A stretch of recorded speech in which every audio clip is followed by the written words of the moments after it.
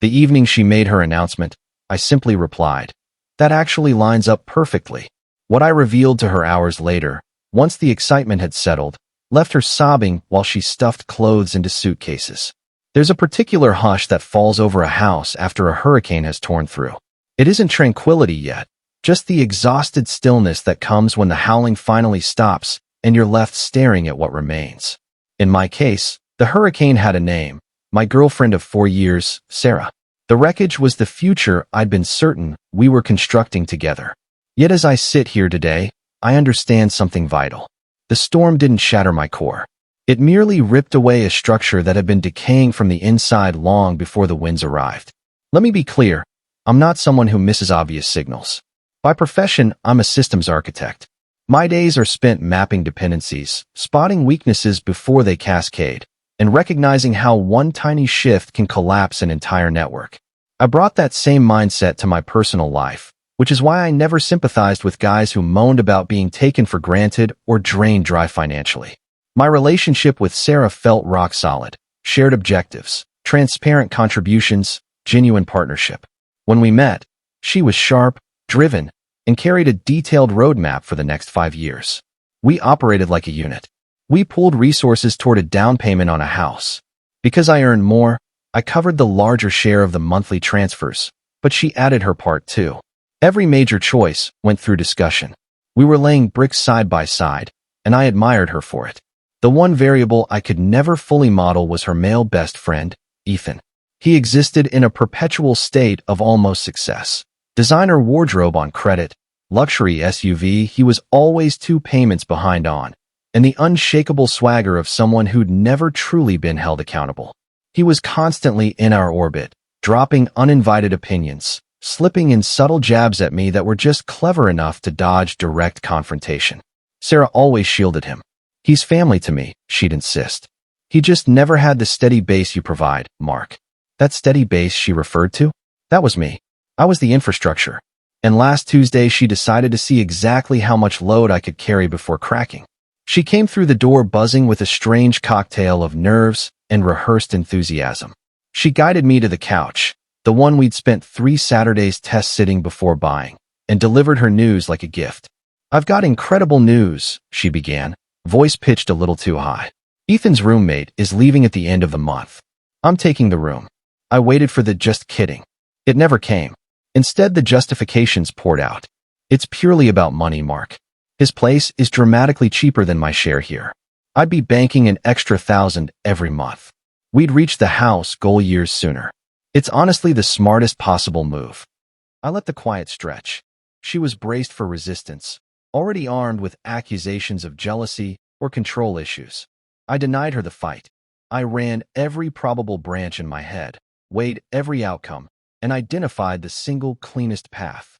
Then I smiled, warm, relaxed, authentic.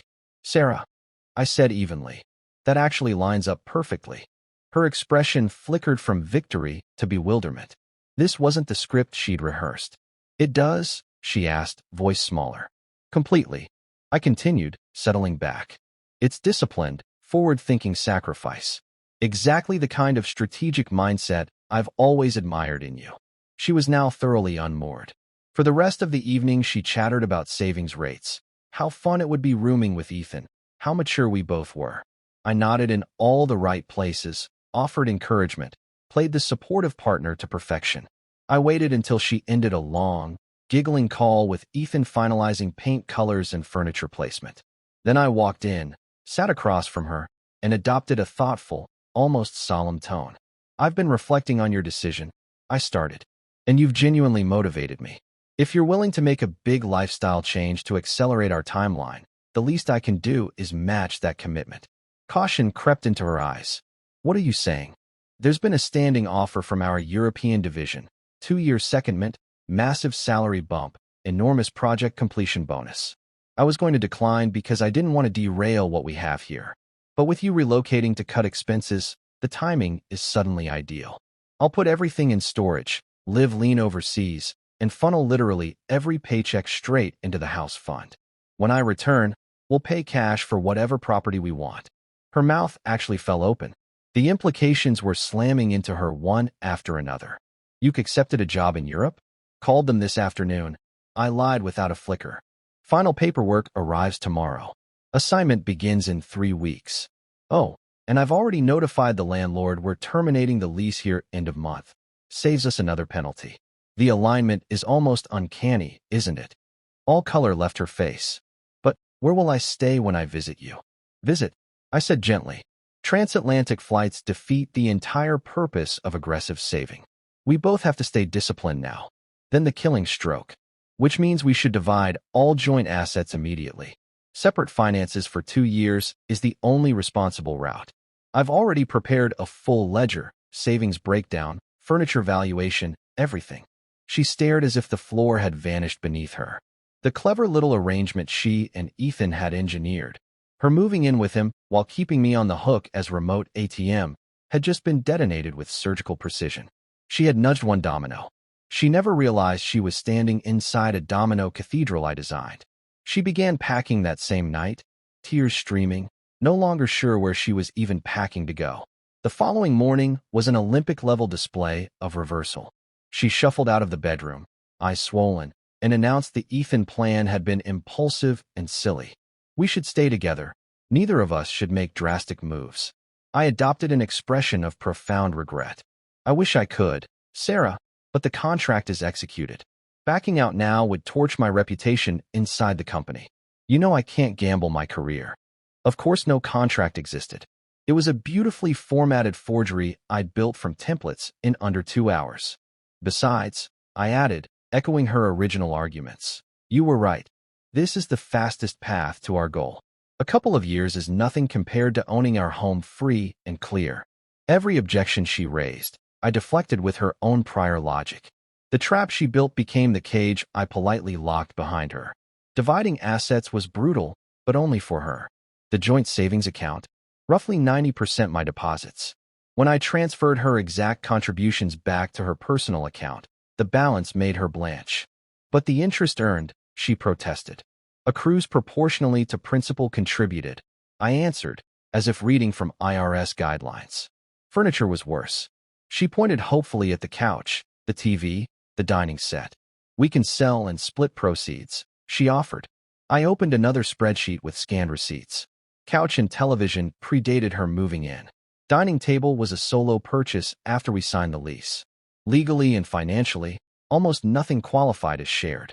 By sunset, she walked away with her wardrobe, a few pots and pans, and a sum of money that wouldn't cover 2 months' rent in our city. She moved in with Ethan 8 days later. For the first week, my phone stayed quiet.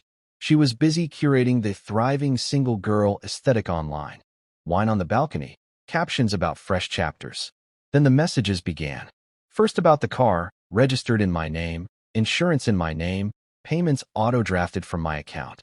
I informed her I was selling it before departing for Europe. Policy canceled next cycle. "But I need it for work." Panic raw in her voice. "Financial discipline, Sarah. Can't justify a car sitting and used for 2 years." Next the phone line. She was on my family plan. Removed. Then Netflix, Hulu, gym membership, every small tether connecting her lifestyle to my wallet. I severed them methodically. Ethan's text started confident. "Bro, you fumbled the bag. Sarah's a queen. Your loss." I left him on read. Tone shifted to irritation. "She's short on rent, man. Help her out. Don't be that guy." Still no reply. Last night's message was pure desperation. "Call me. Landlord's starting eviction." She cries nonstop. "You broke this, you fix it." They actually believed I bore responsibility for the hole they dug. They tried to game a man whose job is designing unbreakable systems. They never understood, I don't just use the system. I am the system, and every system I build has a kill switch. I never boarded a plane. I signed a lease on a modest, quiet flat across the city. The old apartment's keys get returned this Friday. Sarah and Ethan still think I'm boxing up for an overseas flight, while in reality, I'm hanging pictures in a space that finally, truly belongs only to me. They have no clue where I am. They have no clue the architect of their collapse is 15 minutes away, sipping coffee, watching every support beam they leaned on rot and snap. And I'm only warming up. Update 2, 1 month later. The initial blast radius has settled. Now I'm observing the secondary tremors. My original goal was clean extraction and letting natural consequences do the rest. But when a life is erected on deception, the implosion tends to exceed specifications. After Ethan's escalating pleas, I received a call from an unknown number, Sarah's mother. I'd always thought her parents reasonable. Wrong again. She skipped greetings and unleashed a tirade about abandonment, cruelty, leaving her daughter destitute. I waited until she needed air. Ma'am, with respect, Sarah chose to cohabit with another man for financial optimization. I simply optimized in return. She's your girlfriend. You have obligations. I don't believe that title applies any longer. And I'd suggest asking Sarah about her obligations to our 4-year plan before assigning me new ones. That call ignited a coordinated guilt barrage. Mutual friends began ringing, armed with Sarah's heavily redacted version. I'd suffered a breakdown, turned possessive, punished her for fiscal responsibility. I'd prepared for this contingency months earlier, when suspicion first crystallized. While they assumed I was oblivious, I'd been collecting data. Quietly installed traffic monitoring on our router, noticed spikes in late-night bandwidth to messaging platforms when she claimed to be finishing reports. Noticed joint grocery orders, paid from our account, containing premium steaks and top-shelf liquor that never appeared in our fridge. Ran public record searches on Ethan, 2 prior evictions, mountain of collections. I compiled everything into a password-protected site, timestamps, receipts, court filings. When the first friend called to condemn me, I replied, happy to provide context, and sent the link. Narrative flipped overnight. The smear campaign suffocated in its crib, strangled by evidence. The crowning moment was Sarah's father, proud, old school, phoning in a voice thick with shame. He'd seen the site. He asked only to retrieve her remaining belongings and, after a long pause, whether she could assume payments on the car. Already sold, I said. It sits in my new building's garage, untouched. Silence, then a quiet, understood. Meanwhile, their landlord, possibly nudged by an anonymous packet detailing Ethan's history and the shaky income of his new tenant, initiated formal eviction. Sarah lost her job. Word travels fast in small industries when concrete proof of calculated deceit surfaces. They are cornered in an apartment they cannot pay for, abandoned by every bridge they torched. They fancied themselves puppet masters. They selected the wrong marionette. Final update, 6 months later. The echoes have faded entirely. Their side of the battlefield is silent. The war is over, and the victory is absolute, achieved without ever raising my voice. Eviction completed. They were photographed hauling boxes to the curb because neither had a vehicle. Ethan blamed Sarah, vanished to his parents' basement. A 30-year-old prodigy finally grounded. Their legendary friendship dissolved the instant the safety net disappeared. Sarah returned to her childhood bedroom, but the welcome mat had been pulled. Her father's shame is a living thing. The evidence I compiled sits between them like a permanent guest. Warmth has been replaced by cold tolerance. Her industry is tight-knit. Resumes now come with whispers and screenshots. Opportunities evaporate. 2 months ago, a lawyer's letter arrived. Demand for relationship equity. Emotional damages, the usual Hail Mary playbook. My attorney answered with a countersuit, civil conspiracy to defraud, supported by audio of them laughing about me as their retirement strategy, bank records, desperate texts, landlord testimony. Her counsel dropped her within days. She signed a global release and an ironclad NDA, forever gagging any future version of this story from her lips or keyboard. I kept everything that was mine to begin with.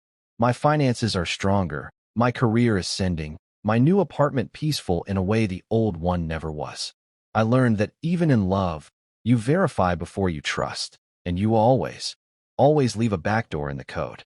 There was never a European job, only a perfectly executed illusion that forced every card onto the table.